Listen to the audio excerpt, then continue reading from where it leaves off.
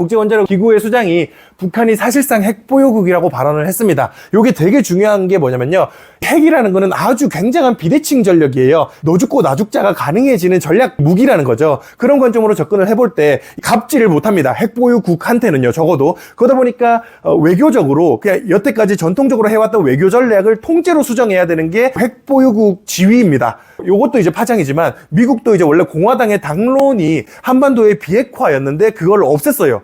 당론에서. 그러니까 그런 관점으로 접근을 해봤을 때도 미국 정치권도 어느 정도 북한의 핵 보유를 인정하겠다라는 뜻인가? 라고 해석을 할 수도 있는 거고, 만약에 그걸 인정하는 분위기라면 미국은 이제 이 한반도 정세에 소극적이 될 가능성이 조금 있습니다. 물론 지금이야 이제 반도체 문제 때문에 좀 적극적으로 나서긴 하겠지만요. 근데 그거를 장기적으로 보면 지정학적 위험이 좀 높아진다라는 관점으로 접근을 한번 해볼 필요가 있는 것 같습니다. 두 번째, 아까 간단하게 말씀드렸지만 나라 알 것 같으면 인버스 사라라고 한 거에 대해서 우하향할 것 같으면 저는 아이디어가 진짜 대단한 것 같아요. 나라 알 것 같으면 친이라는 소리냐, 이렇게 해석했다는 게 맞는 말이죠. 맞는 말인데 이렇게 해석한 사람이 있다는 게 와, 한국 사람들 왜 이렇게 똑똑할까라는 생각이 많이 드는 것 같아요. 이완용 떡상설 이런 얘기들을 많이 하는 것 같고 참 센세이션합니다. 우하향 신념 있으면 인버스 하면 된다는 말을 정치인이 했다는 게 참 센세이션한 것 같습니다. 우리나라는 그냥 민족성 자체가 이제 그냥 그런 건가 라는 생각도 들기도, 정치하는 놈들의 민족성이 그냥 그런 건가 싶기도 하고. 그런 와중에 헤즈볼라가 9월 28일인가요? 이스라엘에서 하마스의 벙커버스터를 이용해가지고 지하 벙커까지 통째로 폭파시키면서 하산 나스랄라가 사망을 했습니다. 그래서 사실상 이제 헤즈볼라의 지도부는 전멸했다라고 볼 수가 있는데요. 이스라엘이 다 죽였어요. 이스라엘은 이제 모사드의 정보력이 어마어마합니다. 디테일한 내용이 궁금하시면 여기 연합뉴스에서 나름 잘 정리를 해놓은 것 같아가지고 요거 좀 보시면 될 것 같고, 중동을 바라볼 때 제일 중요한 게 뭐냐, 제가 여러 번 말씀드렸지만 이스라엘은 어쨌든 간에 없는 나라를 세웠습니다. 원래 거기 있던 거는 팔레스타인이라는 나라라기보다는 땅이었고, 그 팔레스타인 땅을 뺏어가지고 이스라엘이라는 나라를 세웠다라고 보는 게 중동 사람들의 생각이거든요. 근데 그런 생각 하에서 시아파와 수니파가 또 이슬람에서 나뉘어져 있는데, 차라리 수니파는 그래 뭐 어쩔 수 없다 뭐 어쩌겠냐 이런 입장이에요. 수니파의 종주국이 사우디아라비아, 이제 이집트 이런 나라들이 이슬람 수니파 쪽이고, 시아파가 좀 이제 강경파 입장들인데 그 강경파의 종주국이 이란입니다. 그리고 그 이란을 뒷배로 두고 있는 게 이 레바논의 헤즈볼라라는 정치 집단이고요. 그리고 팔레스타인 가자 지구의 하마스라는 정치 집단이고요. 그리고 또 하나 대표적인 게 이 예멘의 후티 반군, 요게 이제 대표적으로 이란이 뒷배를 봐주고 있는 세 개 집단입니다. 그리고 요 세 개 집단이 이스라엘과 주로 대치하고 있다 정도로 생각을 하시면 될 것 같아요. 그래서 이스라엘은 지금 그 중에 두 개인 하마스와 헤즈볼라를 조지고 있다라고 보시면 얼추 맞습니다. 근데 이제 레바논 내부에서도 헤즈볼라가 정치 집단이다 보니까 요 정치 집단을 싫어하는 사람들도 분명히 있습니다. 레바논 내부에서도 헤즈볼라가 모두 죽었다는 거에 축제 분위기인 지역도 있어요, 분명. 어쨌든 간에 이제 그런 관점으로 접근을 하면 중동 정세를 이해하시는데 조금은 도움이 되는 것 같습니다. 그래서 어쨌든 간에 이란 입장에서도 요 헤즈볼라와 이 하마스를 지원해주는 입장에서 이스라엘이 여기를 다 조지고 있으니까 이란 입장에서도 마냥 두고 볼 수만은 없는 상황이기는 하고, 그런 상황 속에서 자기들의 이제 자존심도 세워야 되는 거죠. 오늘 새벽에 탄도미사일을 180발 정도를 발사하는 이슈가 있었고, 이번에 이스라엘 땅에 많이 떨어졌거든요. 근데 3, 4개월쯤 전에 미사일을 이란에서 300발을 발사했는데 거의 99%를 아이언돔이 다 요격을 하는 이슈를 제가 말씀드린 적이 있었거든요. 그때는 되게 구형 미사일이었습니다. 그러니까 되게 옛날 미사일 300발을 발사해가지고 사실상 이제 형식적인 보복 조치였다라고 볼 수 있는데, 이번에는 약간 진심이었어요. 신형 탄도미사일을 발사해가지고 실제로 방공망을 뚫고서 땅에 떨어진 것도 꽤 많았습니다. 그런 관점으로 접근을 해볼 때 정세가 좀 심각해질 수 있는 가능성도 없지는 않겠다라고 생각을 할 수가 있겠고, 이란도 사실상 핵보유국이라고 얘기를 하거든요. 뭐 이스라엘은 당연히 핵을 가지고 있고, 그래서 이란과 이스라엘이 두 핵보유국이 좀 강한 싸움을 하게 되면 또 정세가 또 많이 달라질 수도 있다는 거는 고려를 조금 해봐야 될 것 같아요. 그리고 이제 마지막으로 미국의 토네이도가 또 엄청 큰 게 하나 왔습니다. 9월 말에. 그래가지고 600만 가구가 정전이 일어나는 사건이 발생을 했고, 사망자도 130명을 넘어섰어요. 정말 어마어마하게 많은 사망자가 나왔는데, 요거 이제 정전이에요. 정전된 가구, 지역별로 정전된 가구를 얘기하는 거고, 3개월 전인가? 실업률이 4%에서 4.3으로 순식간에 올라갔을 때 있었잖아요. 2개월 전인가? 미국 실업률, 고용보고서 실업률이 4에서 4.3%로 확 올라가서 이제 샵룰 조건 충족했다. 요 얘기가 나올 때가 있었는데 그때가 사실 허리케인 때문에 실업률이 높게 계상된 이슈였거든요. 그래서 그 다음 달께 4.2%로 조금 낮아지면서 이게 보정돼서 이제 다시 낮게 나온 겁니다. 라고 얘기된 적이 있었는데 요 이슈 또한 그러면 이제 실업률을 다시 높일 만한 가능성을 내포하고 있다. 재산 피해만 200억 달러래요. 그래서 이런 거를 종합적으로 생각해 봤을 때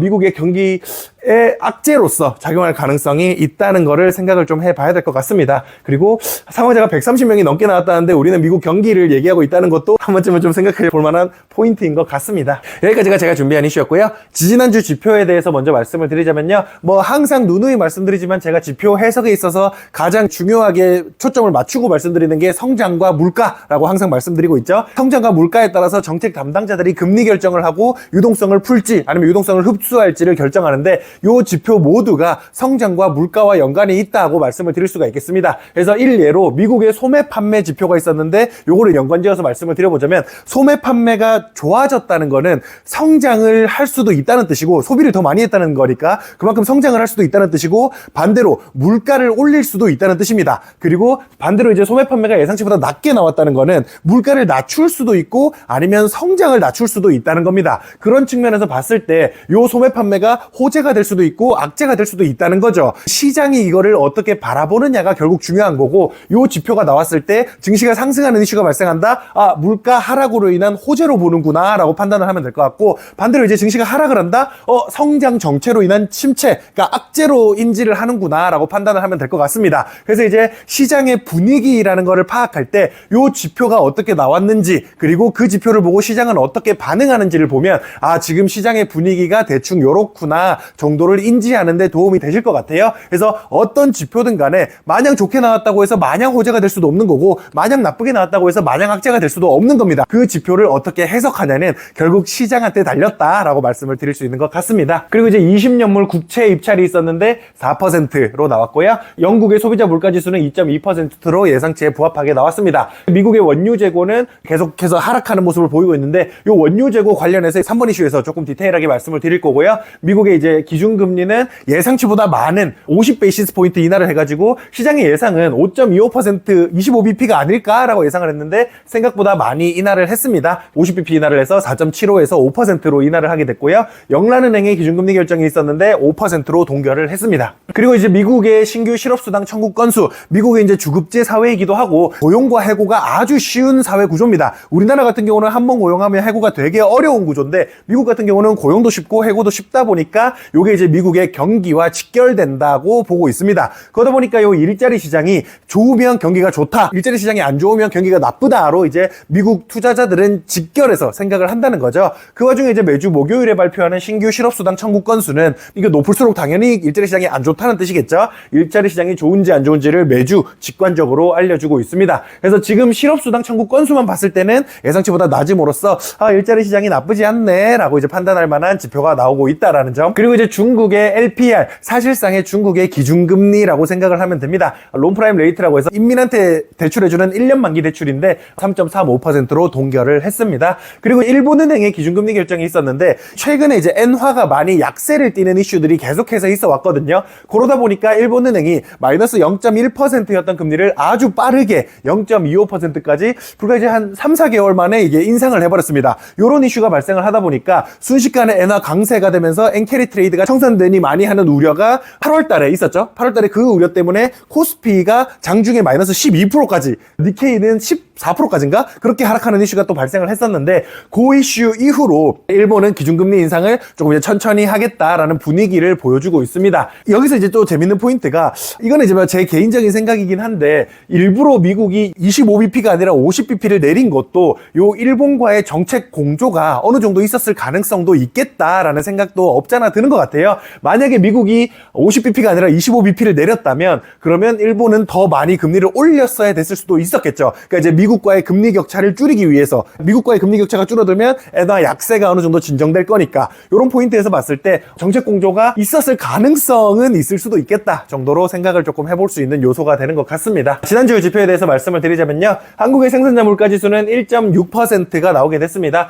꽤나 이제 물가가 많이 하락하고 있는 모습을 보여주고 있고 생산자 물가지수 같은 경우는 지금 우리가 사고 파는 걸로 생각을 해보면 생산자 물가지수는 약간 도매 물가에 가깝다라고 생각을 하시면 되고 소비자 물가지수는 소매 물가에 가깝다라고 생각을 하시면 되거든요. 그러다 보니까 요 PPI 같은 경우는 요게 나오고 나서 한두 달쯤 뒤에 CPI에 어느 정도 반영이 됩니다. 요 PPI가 좀 꽤나 낮게 나왔거든요. 낮게 나온 게 이번에 오늘 한국에서도 CPI 발표가 있었어요. 근데 1.6%로 또 낮게 나왔습니다. CPI가. 그래서 우리나라 물가는 사실상 뭐 거의 진정돼가는 분위기다라고 해석할 수가 있는데 어쨌든 간에 요게 먼저 낮게 나오고서 이 CPI도 이번 달에 낮게 나와줬습니다. 그리고 이제 미국의 2년물 국채 입찰은 3.5%가 나오게 됐고요. 미국의 원유 재고는 마이너스 4.4밀리언이 감소하게 됐습니다.